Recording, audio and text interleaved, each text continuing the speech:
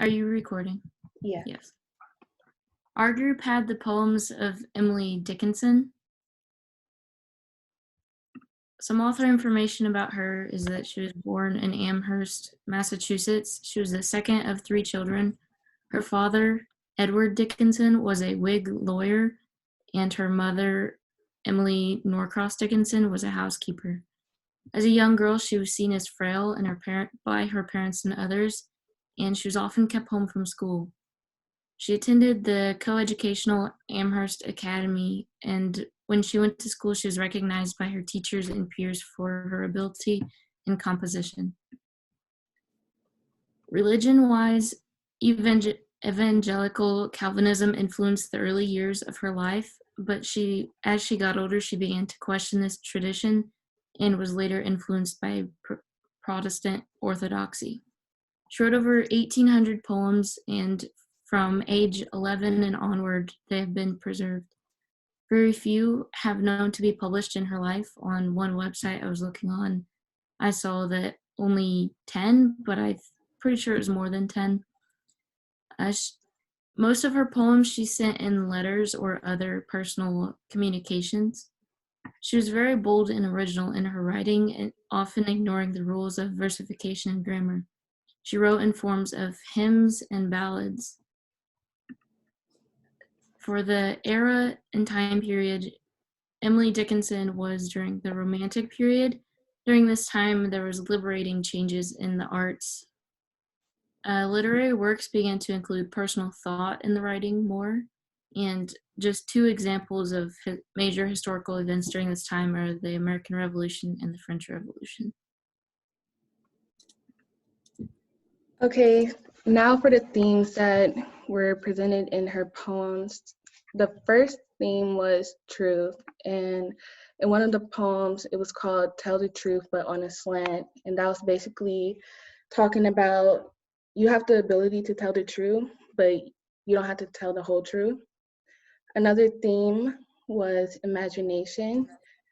One of her poems was the brain is wider than the sky and deeper than the sea. So that just tells you how big your imagination is. Another theme is religion. Her poem said her soul selects her own society and denies the divine majority. So she's talking about how once you make your own decision, no one can change you, and that also she also challenges God on her wants and his wants. Another theme is death, and multiple of her poems she explains that death is a common right. So basically death is death, and if you die, you die. And then she also explains in one of her poems that I heard a fly buzz when I died, and she's explaining during the scene that there's a character, and that character is between light and the fly, and once the fly blocks the light, she dies. In another part of her poem, she explains that I died for beauty. So that basically says that when you die, no one would remember your name, and um, you gradually die. And as the moth covers your mouth, you lost your identity and your voice. Another theme is nature. In one of her poems, she talks about a bird walking down the walkway, and it transitions into a butterfly. One of the lessons that you can take away from her poems are take your time to enjoy the surrounding in nature. Another lesson is in this life, there is no time for you to hate. Be careful of what you say or do because your words can cut and kill someone else's dream. And the last lesson is it's okay to be a nobody. rather than be somebody because it's tiring.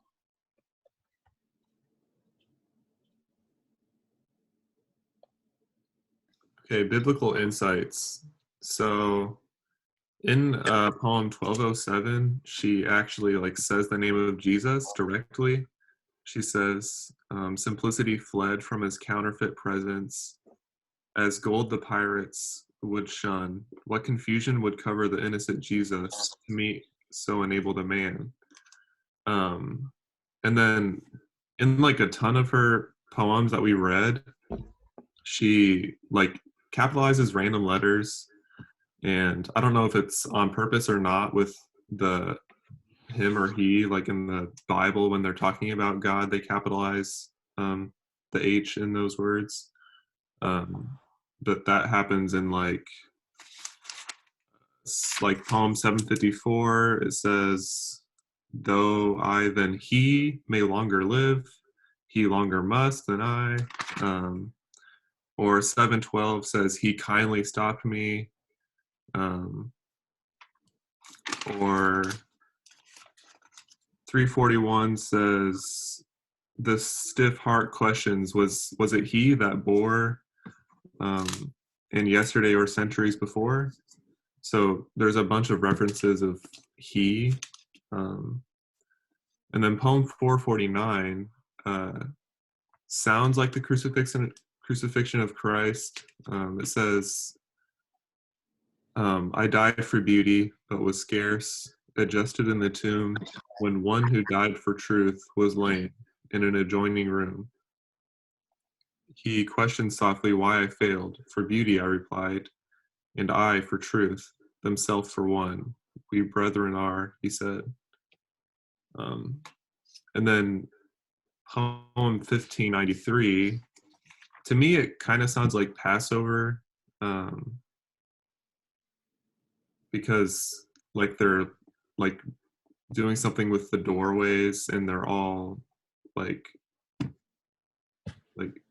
hiding from this emerald ghost, she says, or the doom's electric moccasin, which is almost like an angel of death to me, at least. um, so yeah, that's what I saw.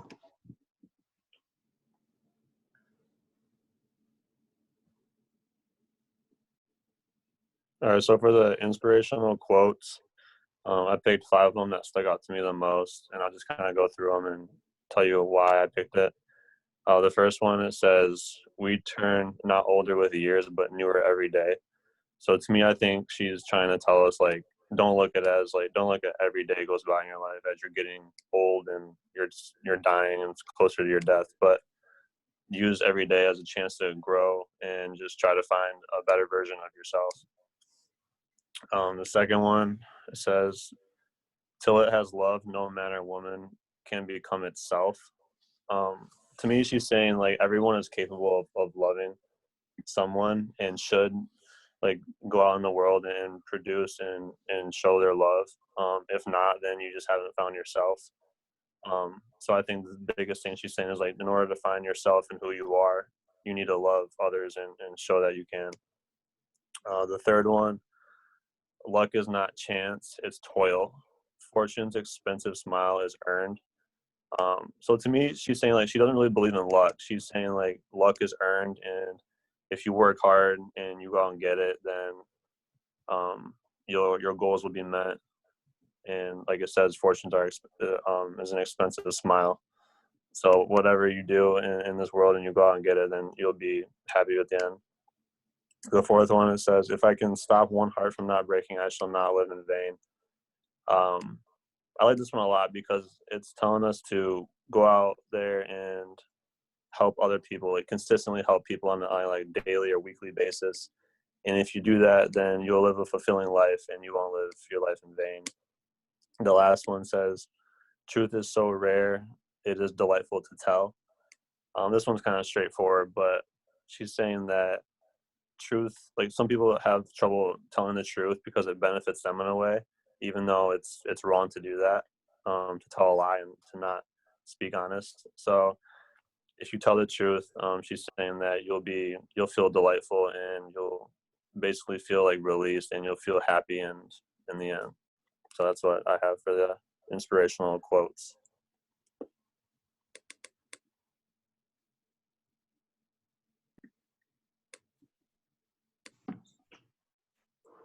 Okay, discussion questions. So the first one we're going to ask is, did you see other biblical insights in these poems or other like references to a religion? And then 2, how did the Romantic era influence Emily's poems? 3, how can you relate to Emily Dickinson or her poems? And then 4, what other themes are present in her poem?